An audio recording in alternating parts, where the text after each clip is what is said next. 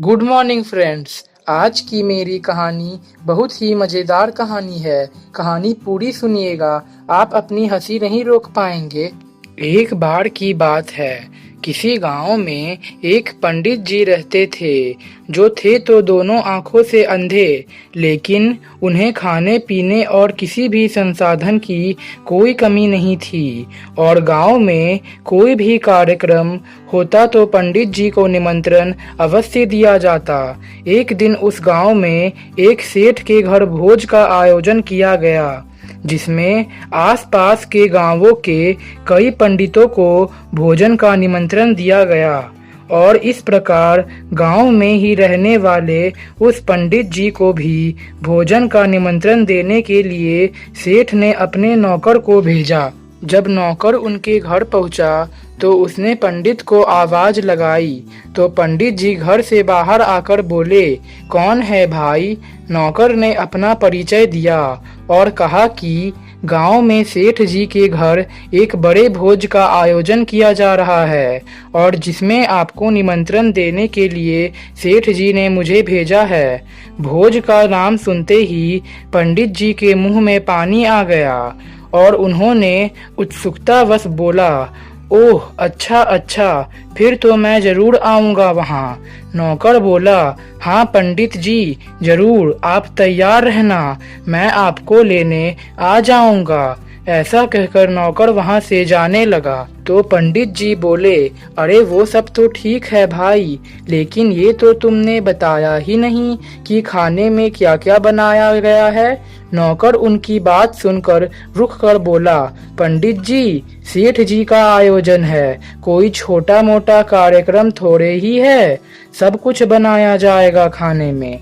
पंडित जी बोले, अरे मैंने तो बस ऐसे ही पूछ लिया था। नौकर बोला, आप चिंता ना करें, वहाँ सब कुछ मिलेगा खाने में, हलवा पूरी, सेव नमकीन, मिठाई, बर्फी वगैरह वगैरह। पंडित जी बोले, हाँ हाँ, मुझे मालूम था कि ऐसा ही कुछ होगा।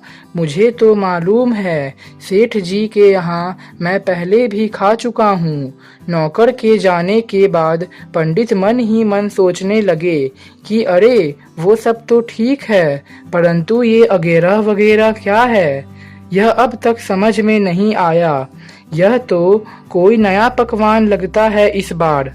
लगता है सेठ जी कोई नया स्वादिष्ट पकवान इस बार खास तौर पर इस कार्यक्रम के लिए तैयार करवाया है। अगर ऐसा है तब तो मैं जरूर जाऊंगा इस बार और देखूं तो सही कैसा लगता है आखिर ये अगेरा वगैरह खाकर। अगर अच्छा लगा तो जी भर कर खाऊंगा और घर में भी सभी के लिए बांध कर लेता आऊंगा। पंडित जी मन ही मन सोच सोच कर खुश होने लगे। दूसरे दिन शाम होने पर सेठ जी का नौकर पंडित जी को खाने पर ले जाने समय पर आ गया और पंडित को ले जाकर एक खाने के पंगत में बैठा दिया। पंडित जी की जिज्ञासा अब और ज्यादा बढ़ने लगी कि आज तो मजा आ जाएगा नया पकवान खाकर। पंडित ये सब सोच ही रहे थे कि तभी पत्तल लगाकर सभी को भोजन परोसा जाने लगा। अब तो पंडित जी की स्वादेंद्रिया जाग उठी। अब जैसे ही पत्तल में कोई पकवान रखा जाता, पंडित तपाक से उसे छूकर यह जानने की कोशिश करते कि वह क्या है और सोचते, अच्छा ये तो रसगुल्ला है, अरे ये तो मिठाई है, हाँ हाँ ये तो बर्फी है, यह सब तो मैं कई बार खा चुका हूँ, मुझे तो बस वो मिल जाए। अब सबसे पहले तो मैं उसे ही चखूंगा और बाकी सब बाद में। धीरे धीरे पत्तल भरती गई और पंडित जी इसी तरह सभी पकवानों को उत्सुकता से जांचते रहे, परंतु उन्हें तो बस एक ही चीज का इंतजार था, उस अनजान और मायावी चीज का, जिसके लिए वो आज दिन भर नमक का पानी पी पी कर अपनी भूख को बढ़ाते रहे। अब धीरे धीरे उनका सब्र भी जवाब दे रहा था कि आखिर कब आएगा वो अगेरा वगैरह। पूरी पत्तल भर चुकी है अब तो। तभी उनके कानों में किसी की आवाज आई कि चलिए अब भोजन शुरू किया जाए। आवाज सुनकर पंडित जी बोले, अरे ये क्या, अभी तो खाने में मुख्य चीज तो आया ही नहीं है, कब लाओगे? पंडित जी जोर जोर से बुदबुदाने लगे। फिर सोचने लगे, अरे कहीं ऐसा तो नहीं कि किसी ने जल्दबाजी में रख दिया हो इधर उधर।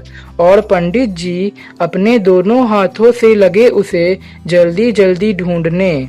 तभी उनका हाथ पत्तल के बाहर एक गोल सी चीज पर जा पड़ा, जो कि एक पत्थर थी, और उन्हें समझ नहीं आया। उन्होंने उसे छुआ तो मन थोड़ा शांत हुआ। हाँ हाँ, यही होगा शायद। अरे कितने मूर्ख लोग हैं ये, खाने की चीज को भी ऐसे ही रख जाते हैं। अब पंडित उस गोल सी चीज को पाकर बहुत खुश थे। तभी उन्होंने सोचा कि ये सब व्यंजन तो मैं बाद में खाऊंगा, पहले इसका स्वाद ले लिया जाए, आखिर लगता कैसा है और कैसा स्वाद है इसका।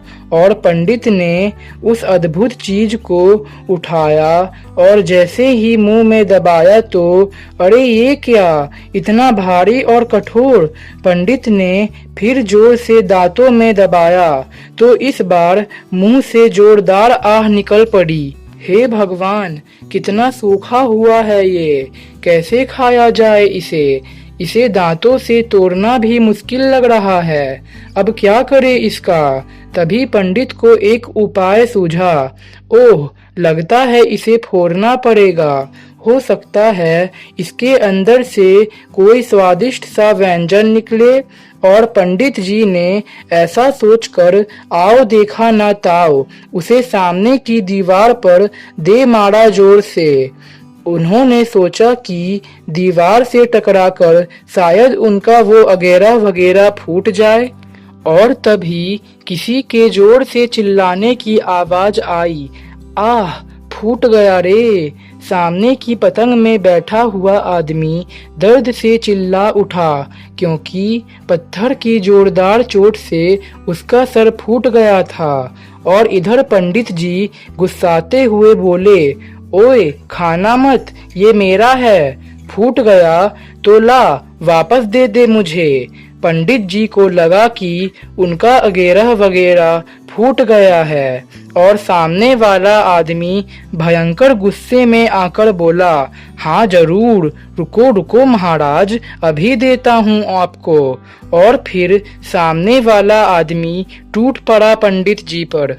फ्रेंड्स, हम आशा करते हैं कि आपको मेरी कहानी जरूर पसंद आई होगी। तो हमसे जुड़े रहने के लिए और हमेशा नई नई कहानी सुनने के लिए आज ही हमारे चैनल को सब्सक्राइब करें और हमारा उत्साह बढ़ाते रहे। See you soon at my new story.